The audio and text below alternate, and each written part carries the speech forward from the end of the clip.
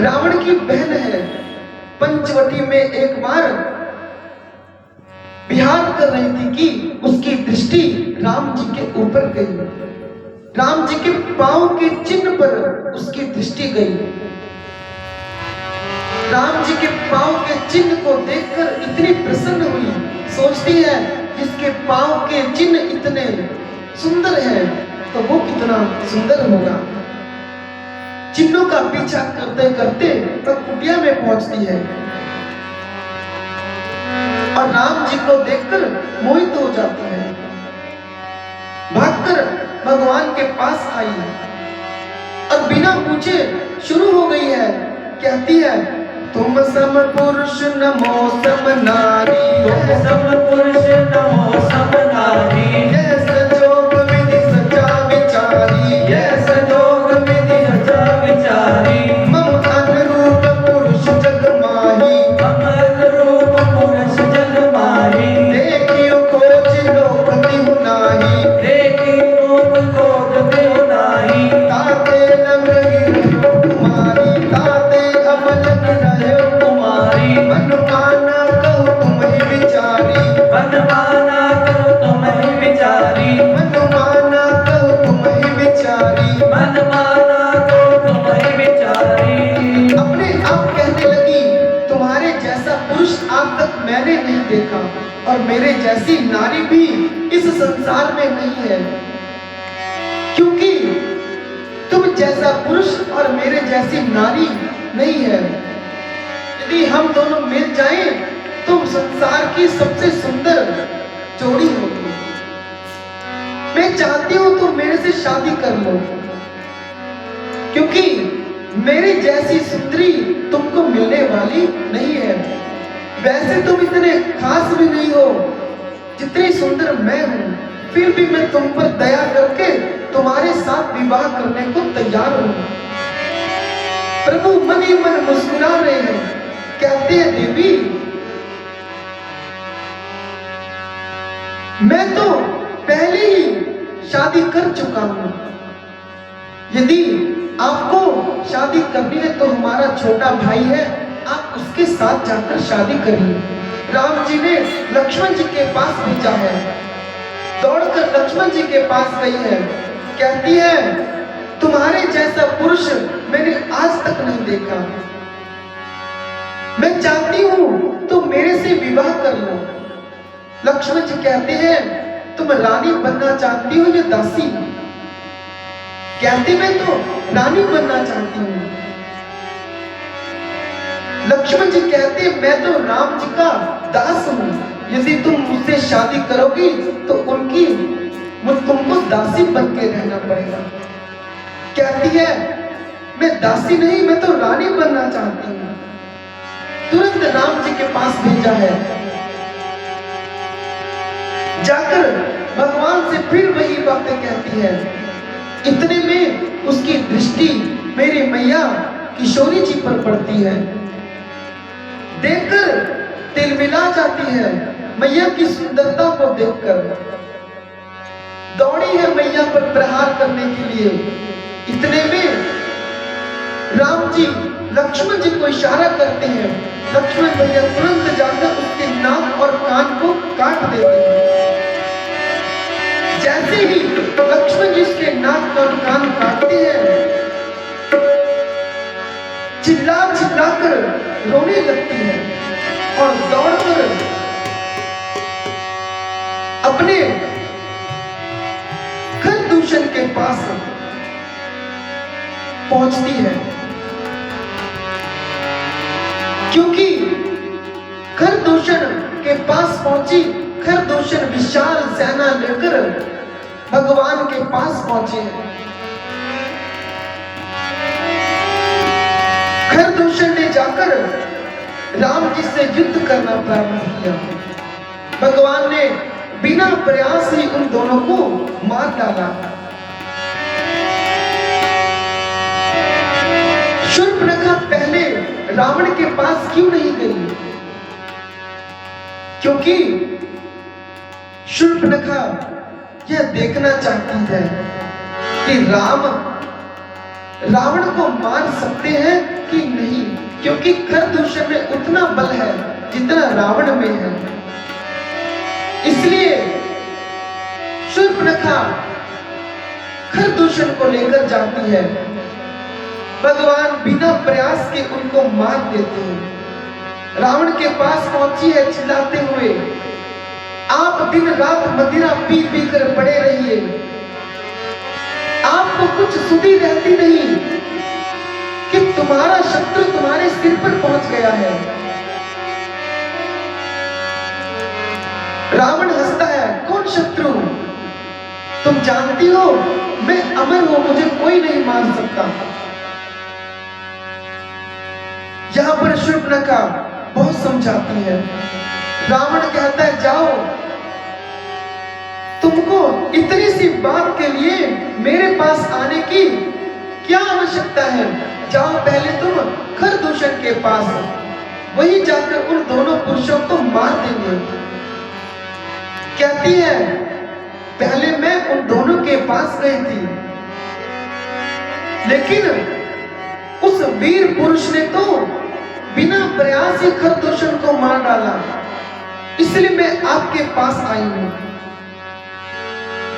जैसे रावण ने सुना खरदूषण मारा गया, ये बात सुनकर वो कांप जाता है, क्योंकि रावण जानता है कि जितना बल रावण में है उतना ही खरदूषण में है।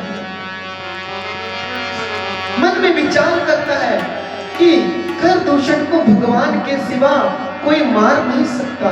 इसका अर्थ है भगवान प्रकट हो चुके हैं।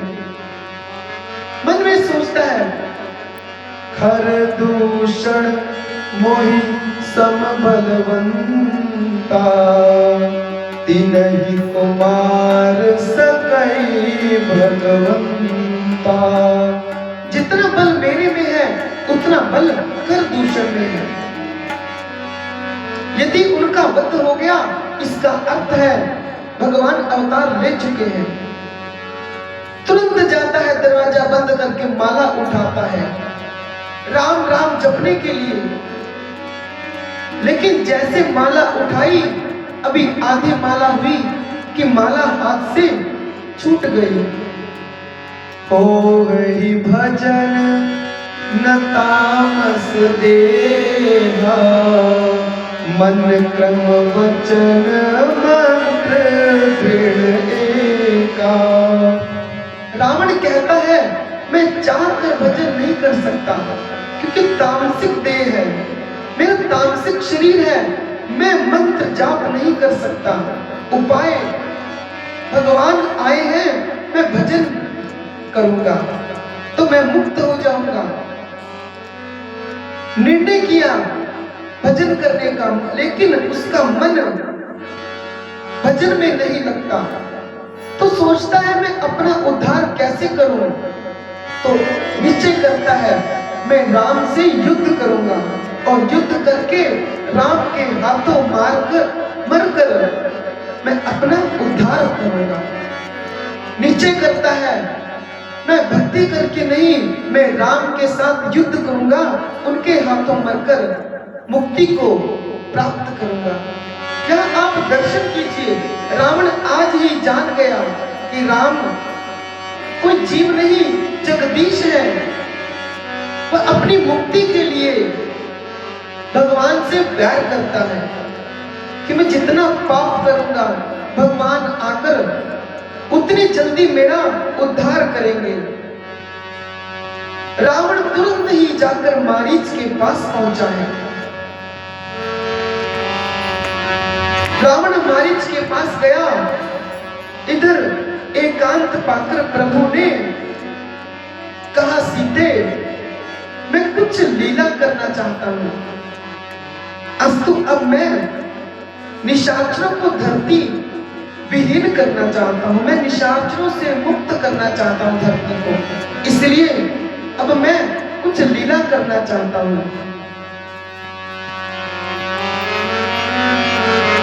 प्रभु की बात मानकर मां प्रभु के पास अपना प्रतिबिंब यानी अपनी तस्वीर छोड़ती है और अपने आप को अग्नि देव में समाहित कर लेती है। अब आगे की कथा में जो सीता जी है वो असली सीता जी नहीं, सीता जी का प्रतिबिंब है। असली सीता जी तो अग्नि देव में सुरक्षित है। जो रावण सीता जी को उठाकर लंका ले गया वो सीता जी नहीं, सीता मैया का प्रतिबिंब था। और जब रावण के वध के बाद अग्नि परीक्षण होता है वो सीता मैया को वापस लेने के लिए होता है। इसलिए ये लीला प्रभु ने की। रावण गया मारीच के पास, कहने लगा, प्रणाम करके कहता है, मारीच आज तुम्हें मृग बनना है। मृग बनके राम की पत्नी सीता का हरण करना है। मारीच बहुत समझाता है, राम मनुष्य नहीं वो ब्रह्म है। कहता है मुझे ज्ञान मत दो, मेरा गुरु बनने की आवश्यकता नहीं, तुमसे ज्यादा ज्ञान मेरे में है। मैं जो कहता हूं उस कार्य के करो। तुमको स्वर्ण मृग बनना है और सीता को हरण करने में मेरी सहायता करनी पड़ेगी। मारीच पहले तो मना करता है। रावण कहता है, यदि तुम मेरी बात नहीं मानोगे तो मैं अभी तुम्हारा वध कर दूंगा। मारीच सोचता है मरना तो निश्चित है, यदि मैं ना करूंगा तो रावण इस पापी के हाथों मारा जाऊंगा, और यदि मैं मृग बनकर जाता हूं तो कुछ देर के बाद प्रभु के हाथों मरकर मैं मुक्त हो जाऊंगा। मन ही मन सोचता है, आज मुझसे ज्यादा भाग्य किसका होगा। आज वो प्रभु जिनके दर्शन के लिए तीनों लोग ललायित रहते हैं, मैं मृग बनकर आगे आगे दौड़ूंगा, वही राम धनुष लेकर मेरे पीछे पीछे दौड़ेंगे। दौड़ते दौड़ते मैं बीच बीच में पीछे मुड़कर देख लिया करूंगा और उनके दर्शन करूंगा। आज मुझसे ज्यादा सौभाग्य किसका होगा।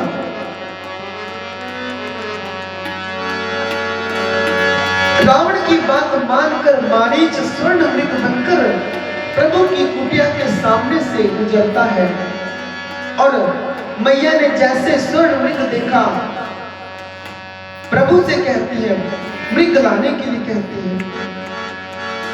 और इधर मारीच स्वर्ण मृग बनकर आया है। कंचन मृग बनकर आया, कंचन मृग बनकर आया, सिया का अपहरण कराने, माया का मारीच चला मायापति को भटकाने। माया का मारीच चला मायापति को भटकाने।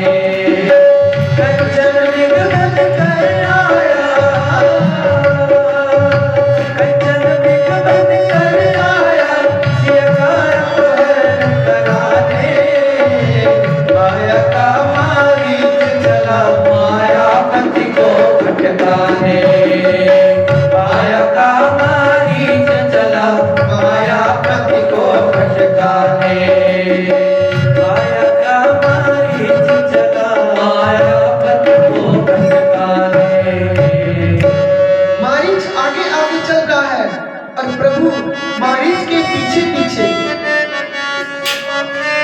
कुटिया से बहुत दूर जाने के बाद प्रभु ने मारीच के हृदय में एक बाण मारा। बाण लगते ही मारीच चिल्लाया है, राम ओ राम। बाण लगते ही लक्ष्मण लक्ष्मण चिल्लाकर वहीं पर गिर पड़ता है। मारीच की आवाज सीता मैया के कानों में पहुंचती है। सीता जी व्याकुल हो उठती है। तुरंत ही सीता जी लक्ष्मण जी को राम जी के पीछे जाने के लिए कहती है। माँ यहाँ पर कुछ कठोर वचन कहती है। उसके बाद भैया लक्ष्मण उस कुटिया के चारों तरफ लक्ष्मण रेखा खींच देते हैं। कहते हैं मैया आप इस लक्ष्मण रेखा को पार मत करिएगा, जब तक हम वापस ना आ जाएं आप कुटिया से बाहर मत जाइए। लक्ष्मण जी प्रभु के पीछे चले जाते हैं। पीछे से रावण सन्यासी का वेश बनाकर आया और मेरी मां का हरण करके ले जाता है। उधर राम जी ने जब लक्ष्मण जी को देखा तो कहते हैं लक्ष्मण मुझे कुछ ठीक नहीं लग रहा, कुछ बहुत ही बुरा हुआ है। आप सीता को अकेला छोड़कर आए हो, मेरा मन कह रहा है सीता हमें कुटिया में नहीं मिलेंगी। भगवान लक्ष्मण के साथ कुटिया में वापस आए और कुटिया खाली देखकर प्रभु आज बहुत विलाप करते हैं। भगवान उस वन में एक जीव की भांति रो रो कर इधर उधर भटक रहे हैं। कभी वृक्षों से पूछते हैं क्या आपने मेरी सीता को देखा है? पुष्पों से पूछते हैं, लताओं पताओं से पूछते हैं, मोरे से पूछते हैं क्या आपने मेरी मृग नैनी सीता को देखा है? भगवान की इस लीला को देखकर सारा देव समाज आंखों में आंसू भरे खड़ा है, क्योंकि भगवान आज एक विरही जीव की भांति रो रहे हैं। इधर जब सीता जी को रावण लेकर जा रहा है तो रास्ते में जटायु जी के साथ उसकी भेंट होती है। जटायु जी पहचान जाते हैं ये तो मेरी बहू है, मेरे मित्र दशरथ की पुत्र वधू। यहां पर आज पहली बार रावण को किसी ने ललकारा है। कहते रे दुष्ट रुक अभी। जैसे रावण ने सुना दुष्ट सुनकर कांप गया, क्योंकि आज तक रावण को किसी ने दुष्ट नहीं कहा। पहली बार आज रावण को किसी ने दुष्ट कहकर संबोधित किया। रावण रुका है और यहाँ जटायु जी के साथ उसका भयंकर युद्ध होता है। जटायु जी अपने नुकीले पंखों और चोंच के साथ रावण पर प्रहार करते हैं। बहुत समय तक युद्ध हुआ। रावण को जटायु जी ने अपने मजबूत पंजों से पकड़कर उसी रथ पर पटक दिया है, जिससे रावण कुछ क्षण के लिए मूर्छित हो जाता है। कहते हैं पुत्री निश्चिंत रहो, ये जटायु आपकी रक्षा करेगा। थोड़ी देर बाद रावण उठता है और अपनी चंद्रहास खड्ग से जटायु जी के पंखों को काट देता है। जटायु जी चिल्लाते हुए पृथ्वी पर गिरते हैं और आज उनके मन में बहुत पीड़ा है कि वो सीता जी को बचा नहीं पाए।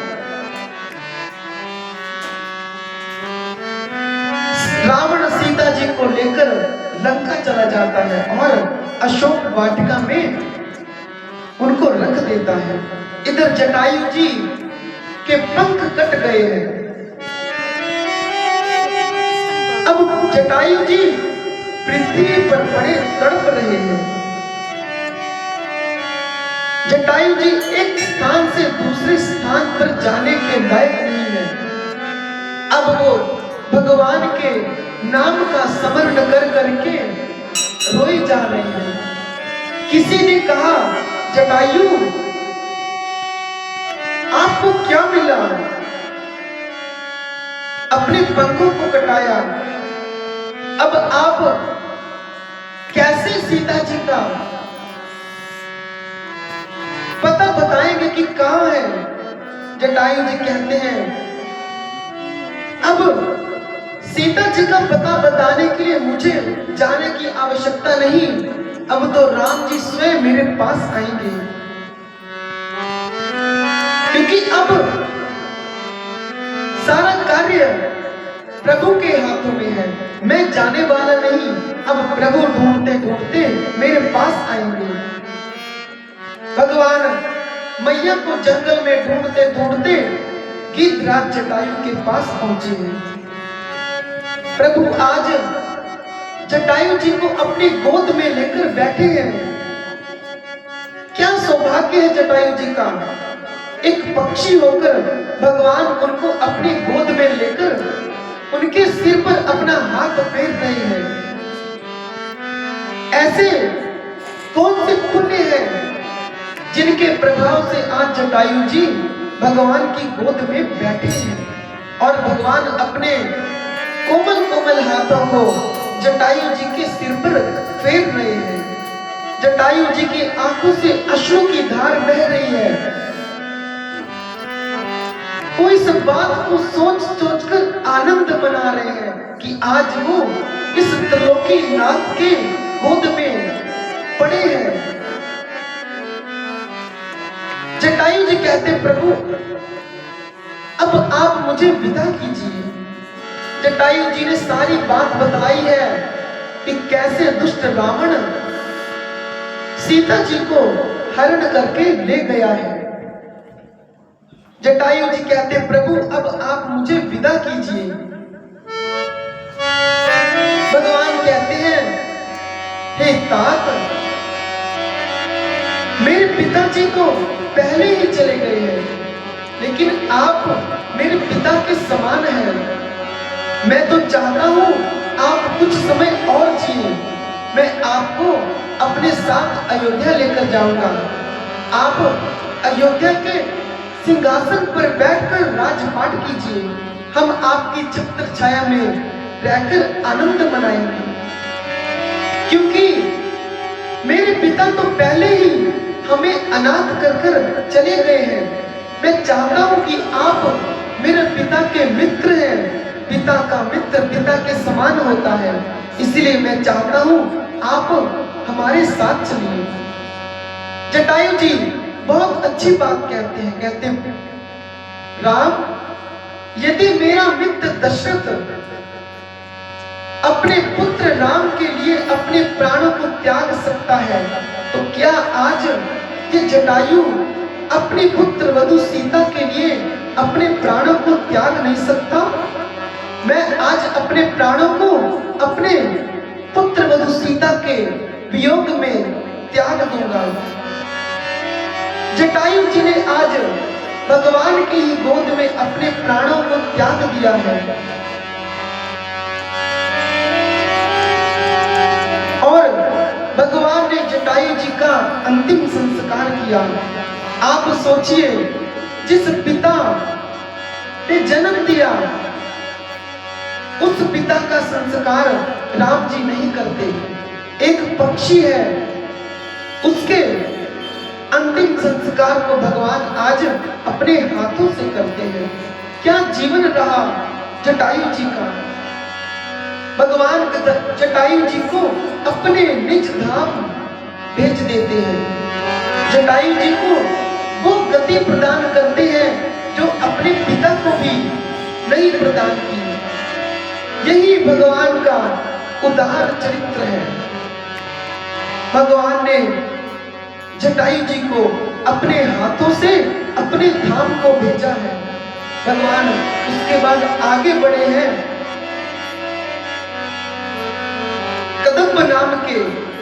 कबंध नाम के दैत्य का उद्धार करने के बाद प्रभु अब आगे बढ़े हैं। बहुत ही अद्भुत कथा आती है मैया शबरी की।